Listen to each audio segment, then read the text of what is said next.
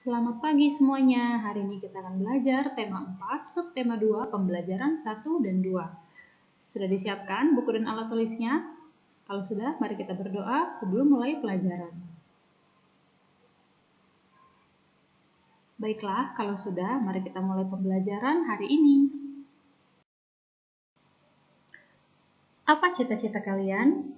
Kalau sudah besar nanti kalian mau jadi apa? Apa kalian ingin menjadi dokter atau pilot? Dokter dan pilot merupakan profesi. Tak hanya dokter dan pilot, masih ada profesi-profesi yang lainnya. Mari kita lihat dan kenali satu persatu. Mengenal berbagai profesi. Atlet sepak bola. Siapa di sini yang suka main bola? Dan kalau besar nanti ingin jadi atlet sepak bola? Untuk memenangkan pertandingan, seorang atlet sepak bola harus berlatih setiap hari, yaitu latihan fisik, latihan teknik, dan latihan strategi. Dokter, siapa di sini yang mau jadi dokter? Untuk menjadi seorang dokter, kalian harus kuliah di Fakultas Kedokteran. Tugas seorang dokter yaitu mengobati orang yang sakit. Nah, kalau kalian mau jadi dokter, kalian harus kuliah di Fakultas Kedokteran. Untuk mencapai tingkat tersebut, pasti harus melewati tahap yang lebih rendah ya, SD, SMP, SMA, dan kuliah. Nah, karena itu, mumpung kalian sekarang masih SD, masih di tingkat yang dasar, di tingkat awal, kalian harus belajar yang rajin agar kalian boleh lancar terus sekolahnya sampai SMP, sampai SMA, bahkan ke kuliah. Selanjutnya, pemadam kebakaran. Pemadam kebakaran adalah orang yang dilatih dan bertugas untuk menanggulangi kebakaran. Moto seorang pemadam kebakaran adalah pantang pulang sebelum padam.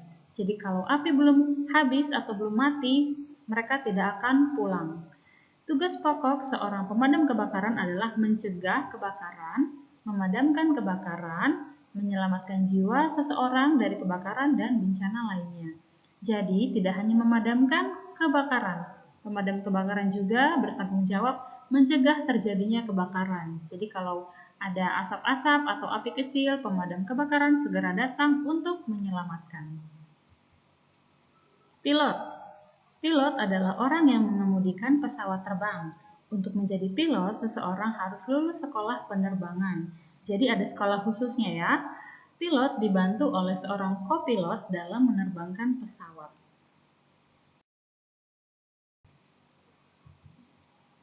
Arsitek. Arsitek adalah orang yang ahli dalam bidang desain bangunan. Pekerjaan seorang arsitek adalah membuat gambar perencanaan, mengelola tata ruang bangunan, menentukan bentuk luar dari bangunan, menentukan jenis dan letak instalasi listrik, instalasi pipa air, dan jalur ventilasi udara pada pembangunan. Wah, banyak juga ya. Jadi tidak hanya menggambar, tapi seorang arsitek juga harus memikirkan kemungkinan bagaimana nanti pemasangan listriknya atau penyaluran airnya. Itu semua harus dipikirkan saat membuat desain bangunan. Nah, peralatan yang digunakan oleh arsitek yaitu meja gambar, komputer, pena gambar, mesin printer, dan meteran. Perawat. Perawat adalah orang yang merawat orang sakit dan memberikan pelayanan keperawatan kepada pasien. Ya kan kalau ada pasien yang sakit harus dirawat. Nah, oleh siapa? Oleh seorang perawat.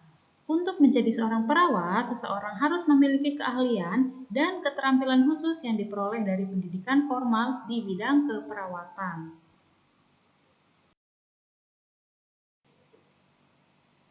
Selanjutnya yaitu polisi. Kalian pernah mendengar kata Polri? Polri adalah singkatan dari Polisi Republik Indonesia. Untuk menjadi seorang polisi, seseorang harus menempuh pendidikan di sekolah kepolisian. Jadi ada sekolah khusus juga ya untuk masuk ke Polri ini. Dan selanjutnya ada pekerja bangunan. Pekerja bangunan bekerja membuat bangunan. Kalau tadi arsitek hanya merancang gambarnya, yang mengerjakannya pembangunannya adalah seorang pekerja bangunan.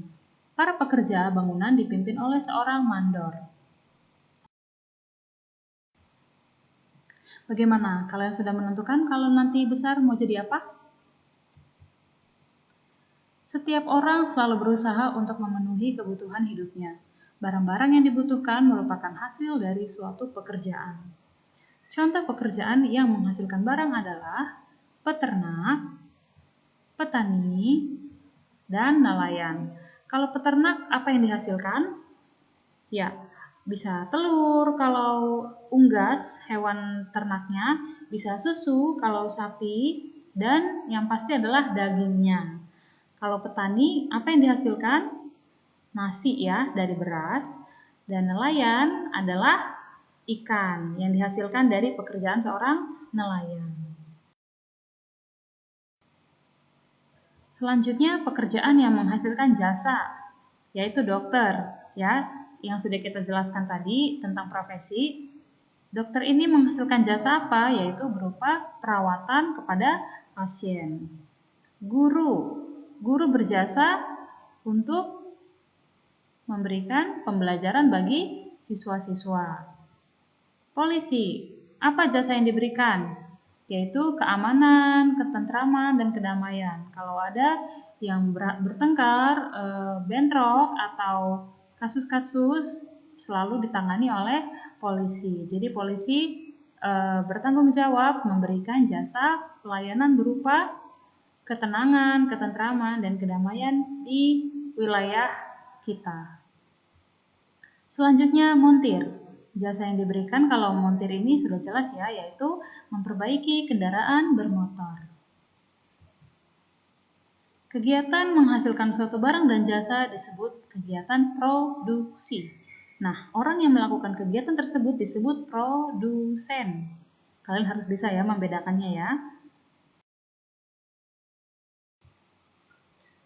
Beberapa pengolahan sumber daya alam yang memanfaatkan teknologi untuk memenuhi kebutuhan hidup manusia, di antaranya ialah pengolahan kayu, pengolahan bahan makanan, dan bioteknologi dalam pengolahan makanan. Penggunaan bioteknologi dalam pengolahan makanan adalah dengan cara memanfaatkan jasa renik. Jasa renik yang dimaksud adalah jamur dan bakteri. Contohnya, tempe, tapai, dan yogurt. Ketiga makanan ini diperoleh dari proses fermentasi ya, yang memanfaatkan bakteri tertentu, misalnya tempe, yaitu memanfaatkan tempe ini jamur ya, jamur Rhizopus. Warna putih yang ada di tempe ini menandakan tumbuhnya jamur-jamur pada kedelai yang sudah dicuci dan fermentasi.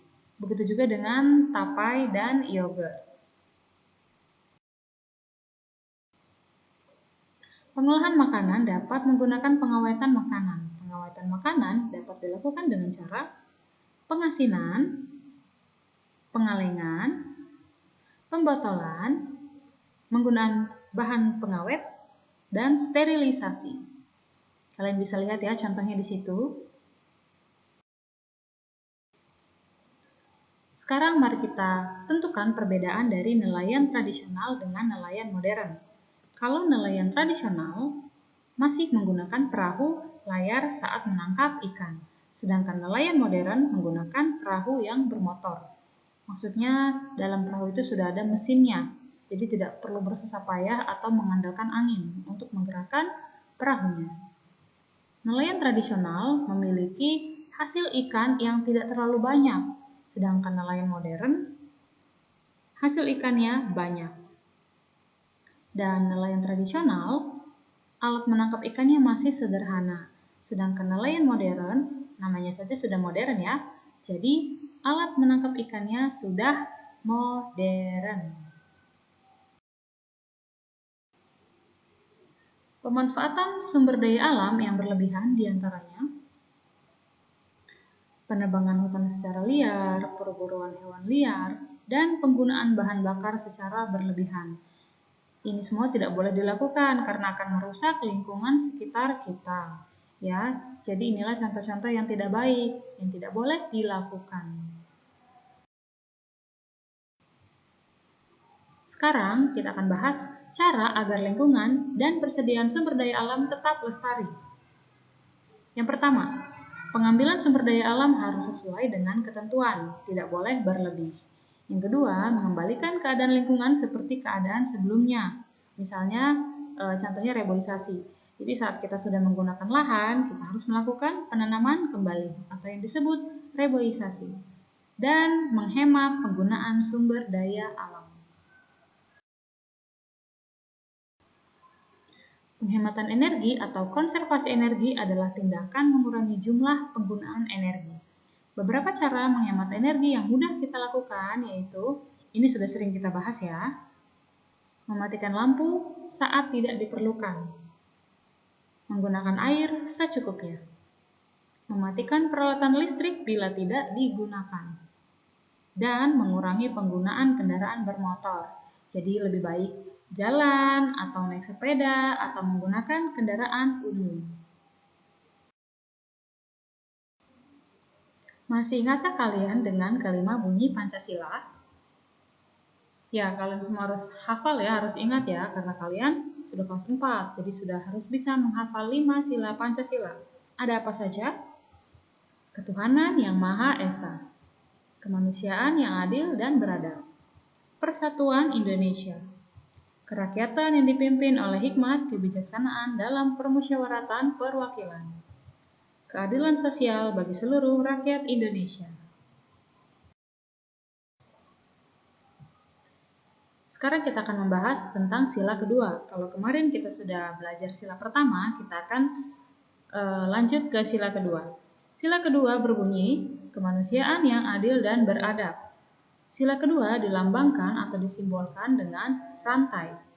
Makna dari lambang atau simbol sila kedua rantai yaitu mata rantai berbentuk segi empat melambangkan laki-laki. Mata rantai yang berbentuk lingkaran melambangkan perempuan. Mata rantai yang saling berkaitan melambangkan hubungan manusia satu dengan yang lainnya yang harus bersatu dan saling membantu sehingga menjadi kuat seperti rantai.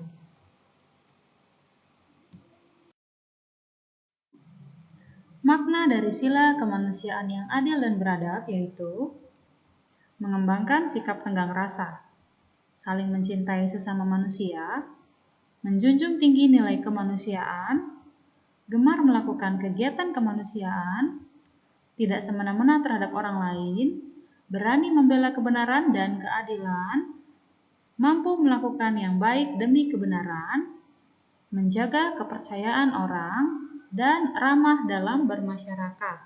Ya, jadi intinya kita semua harus saling tolong-menolong. Ya, saling menolong sesama manusia. Sila kemanusiaan yang adil dan beradab berhubungan dengan perilaku kita sebagai manusia. Contoh penerapan sila kedua di lingkungan rumah atau lingkungan keluarga, contohnya mencintai, menghormati, dan menaati nasihat orang tua. Menjaga nama baik keluarga, setiap keluarga